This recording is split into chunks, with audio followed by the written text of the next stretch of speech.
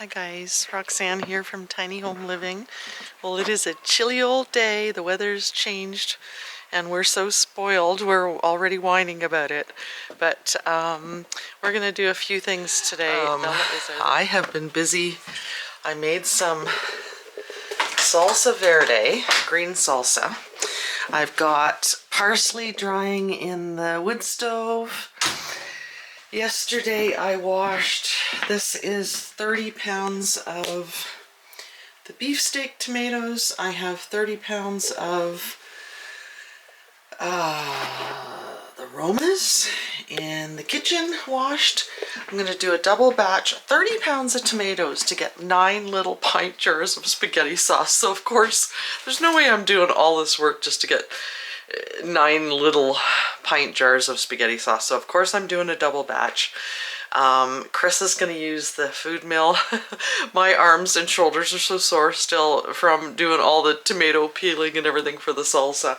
So we are going to get this batch used next, and then these 2 trays and these, I'm mixing the beefsteaks and the Romas to combine the flavor and the consistency. And then I've got them all here ripening in the window, and I tried to make green salsa and they're ripening so quickly I had to use some like orangey ones because they're going ripe so quickly in the window here in the sunshine. So that's working awesome. I'm basically just gonna do this until my jars run out. So, and then I think I'm gonna do some cheesy potato leek soup with my leeks, and I think I'm gonna try and can it too because I have the right size of jars. Now, Chris is whining because I opened this cookbook. I was sitting here while I was waiting for the canning the other night, doing the tomatoes, and now he's whining about this toffee that well, caramels that I had the recipe book open to. That's the problem when I'm sitting here. I start going through all these recipe books, and this is not all of them. I still have boxes of them that I haven't unpacked. That's why the cast iron has to go somewhere else. But so yeah, gonna get probably, hopefully, 18 pint jars out of this first batch, and then maybe another 18 pint jars out of this batch. So it actually takes a massive amount of tomatoes to do anything. I'm really quite surprised. So then again, this might only be like a single batch, so 9 little jars maybe out of that. So I'm really quite surprised by that. When I told Chris he had to use the food mill to grind up 60 pounds of tomatoes just to get the little pint jars, so basically about this much spaghetti sauce. And then these jars that I've still got, I think I'm going to use to can the soup. So we'll see. But basically, you know, I've got all these jars here, so we've got to get these used up. And then I'm going to use this case of little ones to do the spaghetti sauce. And then I have to get around to the giant zucchinis before they get ruined. I was going to make the relish quite some time ago and never did get that done. So what I've been doing is lighting the wood stove maybe once a day just to keep it warm enough in here to keep all these tomatoes from freezing. So that's a bit of a dilemma too. Now that we've got everything put together properly, this is actually working really well. You can see where it's just the pulp in the bottom. We've got the smallest holes on here, so this is actually cranking a lot easier and working pretty good. So, funny story, after Chris milled probably 1 pound of tomatoes, he decided that it didn't matter what the price he would pay for an electric food mill. It was kind of like listening to Bella, you know, the whining. But anyway, so I got thinking, okay, well, why don't I go look at my food processor? We're trying to think of different ways. We're looking online for food mills, and finding one is a problem, especially where we could actually go get it tomorrow. So I thought, well, I'll go look. I got so many attachments for this Kitchenaide mixer. So let's go look out there, look at the food processor, because I did discover when I was doing the carrots to put in the freezer that my fancy schmancy blade for my Breville food processor, you could even dial the thickness of the carrots you were slicing or whatever. So anyway, look at this. I've never used it before. I've had it for 100 years. It actually is used to process tomatoes. So we're going to try this. I watched a couple of videos while I looked to see if it actually could be used for that, and yes, indeed it can. So certain people have stopped whining, and we're going to do it this way because this is how far he got, and this is just the first 30 pounds. So the whining and crying was going to just be too loud, too incessant, and we're going to try this. I think this is going to be great, and like, I'm amazed I even remembered I had it. So we're just going to give this a go.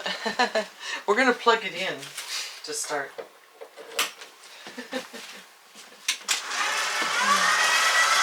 Maybe a little slower. Person's decided he's going to do the squishing. I've cut most of the tomatoes in half. Don't push too hard, you just have to let it.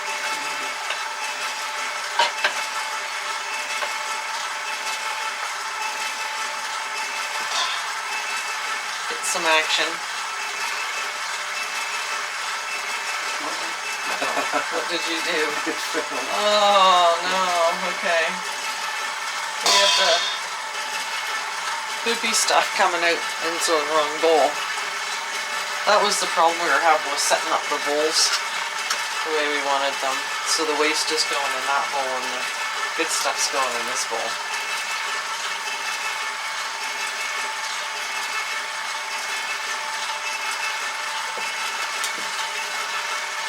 That's better. So this is what we got so far. That only took a few minutes. That's the waste, and this will go all go in the compost. And so this is working great.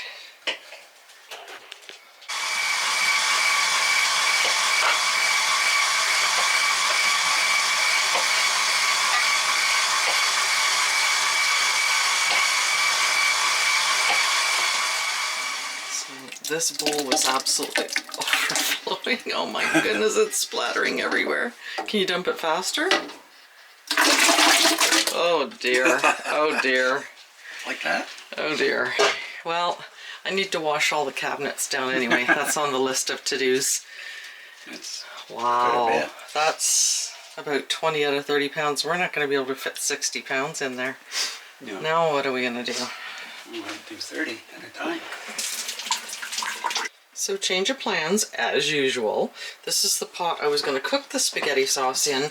So by the time I get the rest of the tomatoes, 30 pounds of Romas in here, I wanted to do half and half, but obviously that's not going to happen. So I will do a single batch of this. The only reason I did a double batch is because the recipe said that I was only going to get 9 pints of spaghetti sauce, which is really not very much out of 30 pounds of tomatoes. I think this is obviously wrong. I've got 18 jars washed, and so we're going to finish the aroma tomatoes, and I'm going to get some sauce done today. We've got the wood stove going because we've got a brisket in the oven out there, which smells amazing. So we're going to finish up these 30 pounds of aromas. I will do a separate batch with the 30 pounds of beef steaks that I've already got washed, and I guess we'll see which ones we like better. It'll give us an opportunity to do a taste test, and then obviously I will do another batch with half and half. So we'll have a batch with Roma, a batch with beefsteak, and a batch with half and half. But there's no way I can get 60 pounds of tomatoes in here. 30 is going to be a squeaker. Almost done. The first 30 pounds.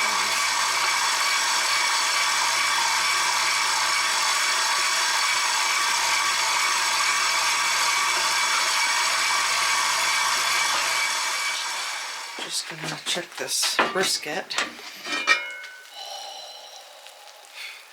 I put a bourbon rub on it that we had found. So we're just gonna flip it over.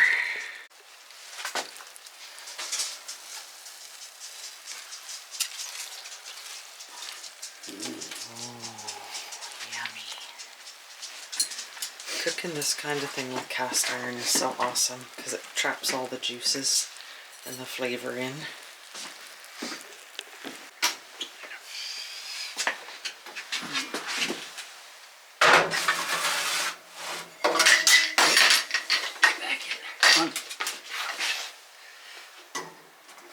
We gotta find better oven mitts, eh? Those are terrible. I'm gonna close it this time because we need to get the heat up a bit now. Look at this brisket. This is where I wish I had a meat slicer. So you could slice it really thin. But that sure looks awesome. Like I said, it's a bourbon rub that I put on it. That's all I did was put the bourbon rub on it. And I think I got that. These jars of spices at Smoky Bourbon Rub. You can see that from President's Choice. So it's independent that we get it from, but No Frills and all those Superstore would all have it. And they're a lot better price. The 5 Chinese spice that I use for stir fry was way cheaper in those little jars. What do you think? Can you smell the meat? Oh, get in my belly. It smells like an Italian mama lives here. Got the onions and garlic and celery in here. Or sorry, onions, garlic, celery. Got enough basil to do. I'm gonna put some oregano in. I'm gonna throw in 1 pepper. And look at how full this pot is. So I'm gonna simmer these like it says in oil, and then let this cook for about an hour to get rid of some of the liquid so it thickens a bit. And I'll do that with the lid ajar or off so that we get rid of some of the water in there. But I'm super happy with this. My goodness, that machine works good. Can't believe I've had that thing for all these years and finally found a good use for it. Well guys, we are done for the day. We just had to coax Bella into the barn again. That was a little tricky. Sure would be nice to have her halter broke, but I got a long ways to go with that task. Anyway, we're going to have some of this beautiful brisket for supper, make some sandwiches. Hope you enjoyed this video. Don't forget to like and subscribe, hit that notification bell, and share this video with your family and friends. And we'll see you next time.